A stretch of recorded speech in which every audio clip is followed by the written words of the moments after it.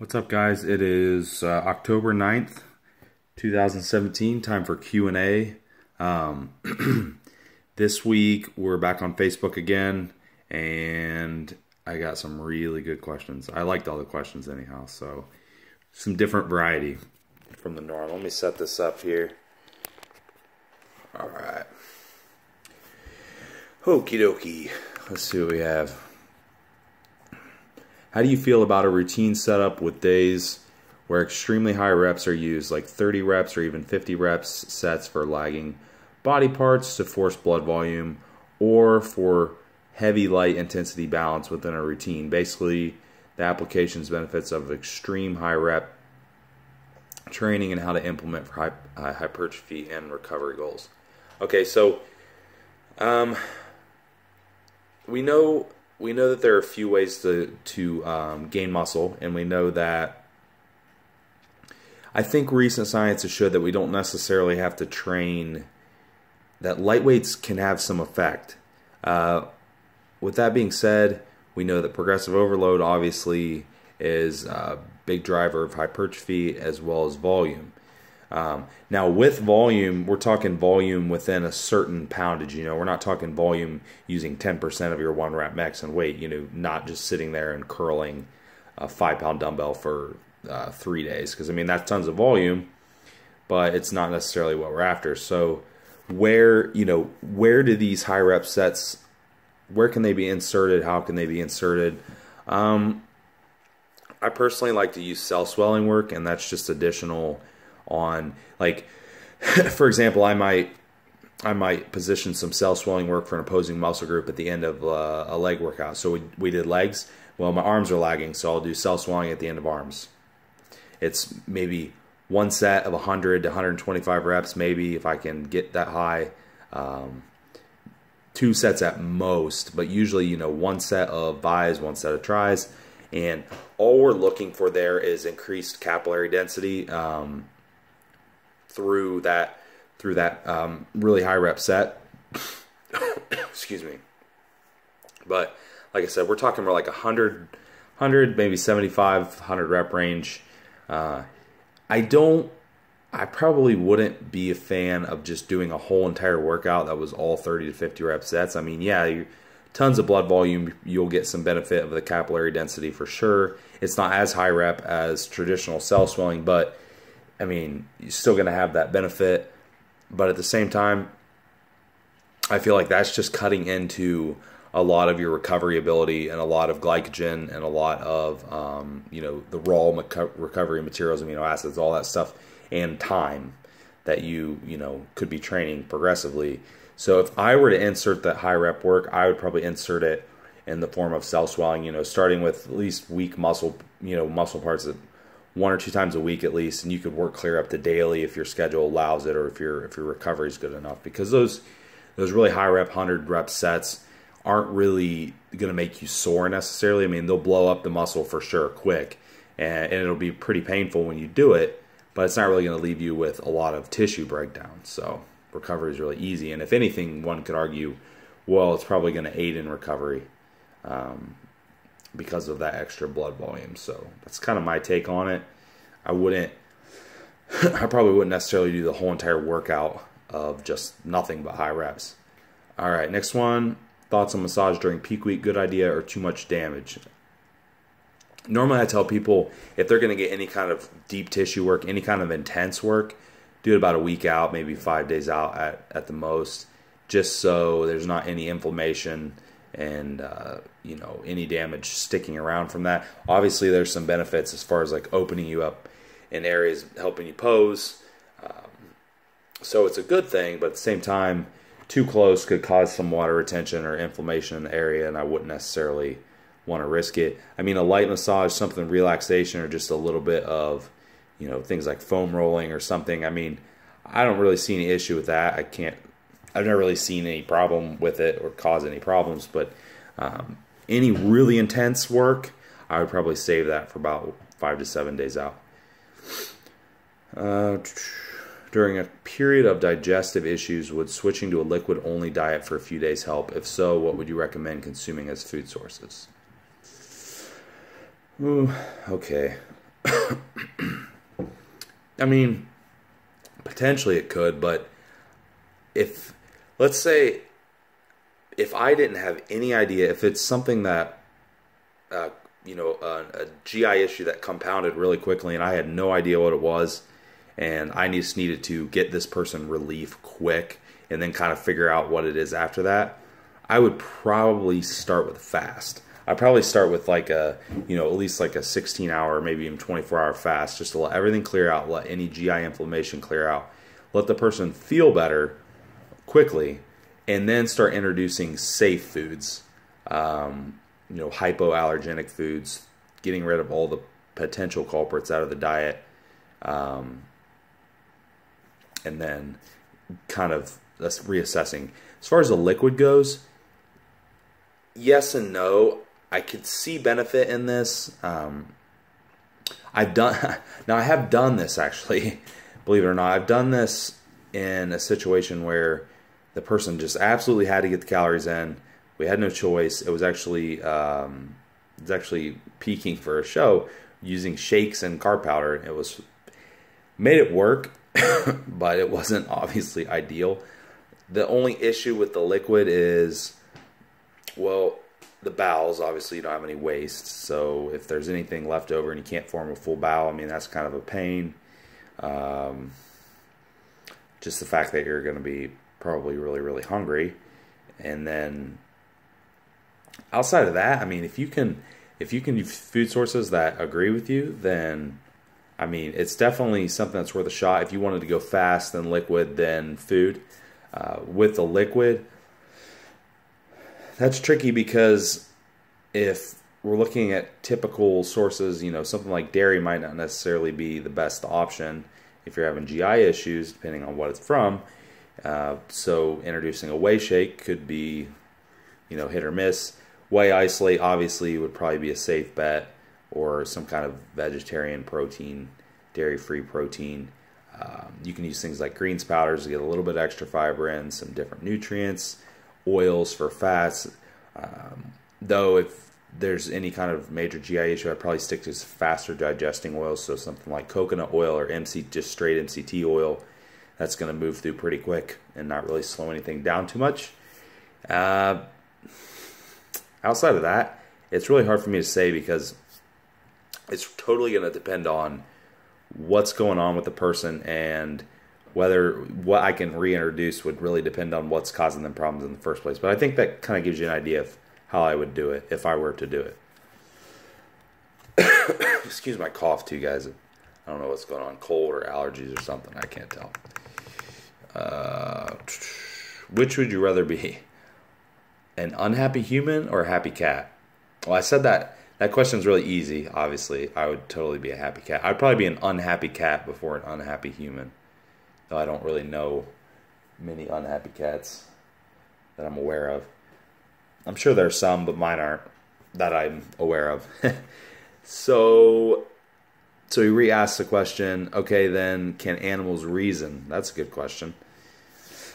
When I studied psychology and stuff in school, and I always wondered this, and conventional knowledge tells us no.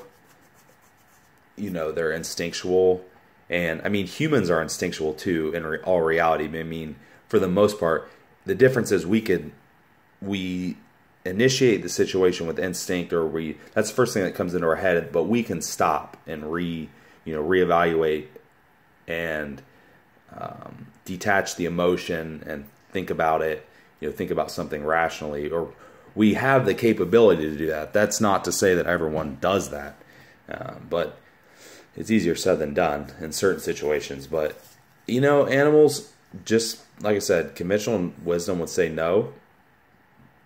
And I would probably agree with that, to be honest, because I think one of the situations where I could see animals using reason are more like learned patterns. They're freaking out because they're stuck somewhere. Well, maybe they've seen this situation over and over again, and they know to jump this way instead of this way. That's reasonable instead of just freaking out. Well, it's probably because they were trained. They had it's a habitual thing because they've seen it over and over again, which is kind of similar to people too. So I don't know. Reason's really just knowing bad from good, I guess, in that regard. It's a hard question. I don't know. I have to think about that. Anyhow, back to nutrition and training and all that stuff. What is your why? The reason you get up in the morning. How do you stay driven? I don't really think about that much, to be honest. I genuinely like my lifestyle. I just couldn't see not doing it, to be honest with you. I've done it for so long, and nothing else appeals to me at all. Really. I mean, I know some people are like, well, I like to take breaks and just eat freely for whatever amount of time or this and that. I'm like, none of that really appeals to me much. Don't get me wrong, like if I have planned refeeds and stuff in there and I get different foods, like I enjoy that stuff, no doubt. But I don't just have the desire to just stop everything and completely detach myself from this. I just never have. And maybe I will at some point. Maybe later down the line. I'm about 9 years in, 10 years in almost. About 10 years in now. I mean, I haven't yet, so I don't know. But I'm a very progressive person, always striving to progress in something. This, obviously physique enhancement is one of those things that you can keep striving to progress in, and there's other aspects of it that I enjoy too, like the knowledge part, and then helping other people progress, and then obviously the health aspect. I really enjoy learning more about it, learning how the body systems work, and just tying everything together. One thing to me, something that really keeps me motivated is somebody that when I can just really, they give good feedback and I can just really dial in everything, and I can push one way and then pull the other way, and not just pulling macros out or adding training or cardio. I mean, I'm talking like clear down to nutrient deficiencies and mood and neurotransmitters and all that stuff, and just getting everything right. That's cool to me. But yeah, I like hard stuff too, so anything that's challenging, not necessarily anything that's challenging, anything in this lifestyle that's challenging, like I do enjoy that genuinely. So I think there's a lot of reasons that it keeps me involved. And I've always liked to do hard sports and hard endeavors in my lifetime. I wrestled for a long time at a pretty high level, was successful at that, even though I was not athletic at all. It was a good challenge to try to overcome that and just learn, where my niche was and how I could adapt to a sport that I wasn't really necessarily made for athletically. I raced motocross for rode for almost 20 years. Raced for quite a long time, starting about 8 years old. Really hard sport. At a high level, it is. So I just like really hard stuff, and then everything else that I said previously. When it comes to food, how much of a difference do pen-raised chicken eggs compared to free-range eggs make a difference? And other things like frozen fruits, vegetables have a lot longer shelf life than fresh. Does the process of freezing them long-term have negative effects? And is there much difference between two micronutrient-wise?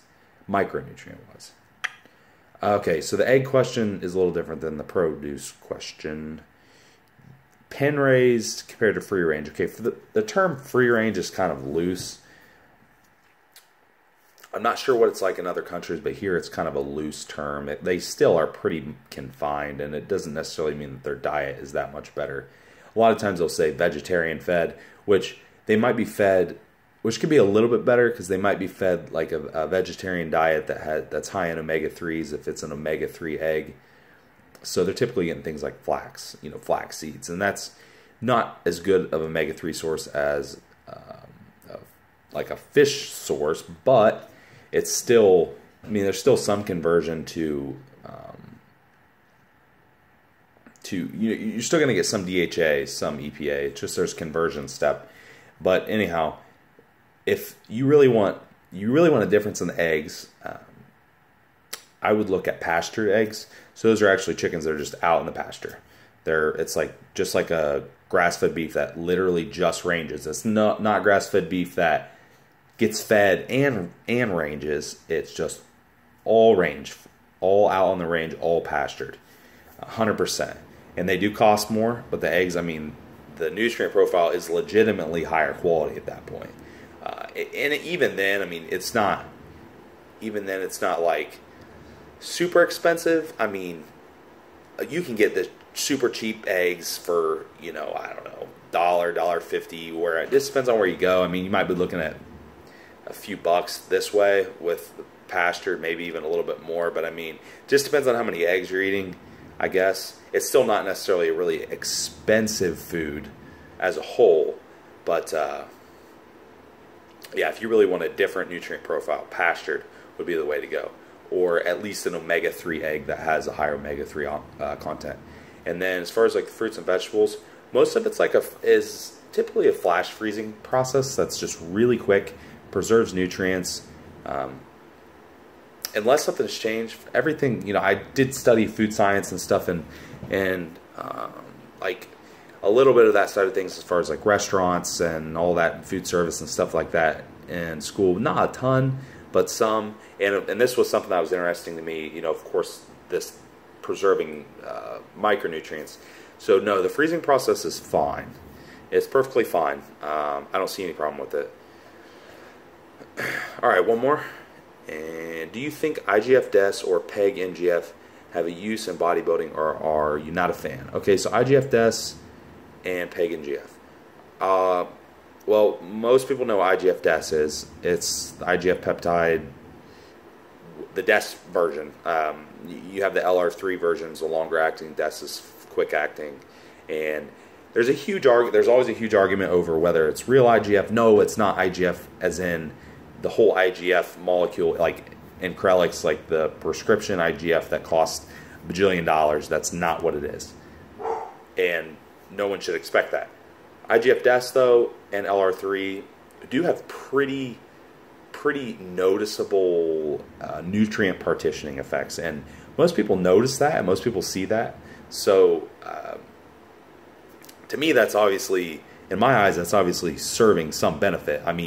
The nutrient partitioning and the huge pumps that you're getting from it, especially Des if you dose it directly pre-workout, and the fact that they can potentially make you go hypoglycemic. They are shuttling nutrients, there's no doubt. What that means as a whole, it's hard to say, but there is that effect. And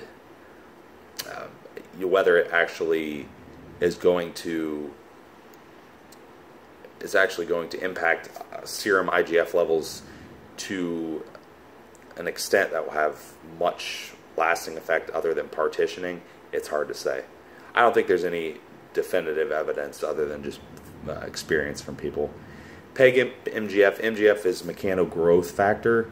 It's sort of like IGF, but it's not. It's a repair growth factor. It's released by the liver, usually like around when you stop training, your body releases it naturally. So if anyone's seen the regular MGF, not the PEGylated version, the regular MGF, most people would say, well, wait, take it directly post-workout, then wait to take your IGF, because you don't want to stop the MGF production within 20 to 30 minutes post-workout. With the PEG version, it's a really long-acting. You can take it even on an off day. What most people will notice from it is just less muscle soreness and quicker recovery. So obviously that's beneficial to an extent.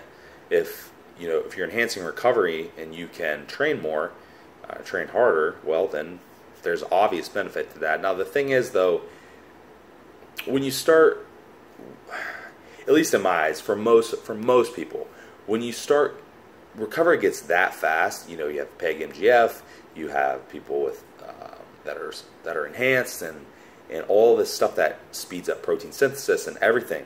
It's just, the fact of the matter is, your nervous system's not going to keep up. Your nervous system isn't going to keep up with this super fast, this super fast recovery. It's not going to happen. So, is there really that much benefit to it? Probably not, because your nervous system's not going to allow you to train enough to benefit from these supplements. Now, if your recovery just sucks, then yeah, it might be helpful, because most people do notice the enhanced recovery. It's pretty evident for most people, at least from what I've seen. So, that's what that is. I think I covered it, most of it. And that's it for today, guys. My phone's actually about to die, my / camera. So I will cut it off here, and I will talk to you guys next week.